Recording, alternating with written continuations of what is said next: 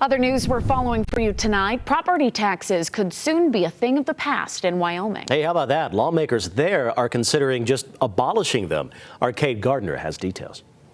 Senator Bob Ide said with inflation already hurting people's wallets, it might just be time to adopt a new system and get rid of property tax altogether. And it's not fair. That's the voice of Wyoming Senator Bob Ide. You know, we've got caps, we've got refunds, we've got sunsets, we've got primary residence. He's highlighting the complexities of property taxes. For the common person to understand what their property taxes are, you have to hire teachers. For Crook County Assessor Dan Thomas, confusion is all too common and says more information needs to be given to property owners. To understand the entire process and how they're not singled out and how everybody else is got the same valuation method. Part of the confusion comes from the different types of tax breaks.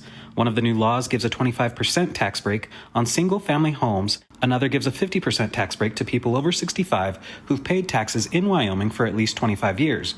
But this expires in 2027. And a third caps year-to-year residential property tax increases at 4%. Senator Ide's solution to get rid of property taxes. And we should be up to the legislature to look at a consumption tax, a sales tax.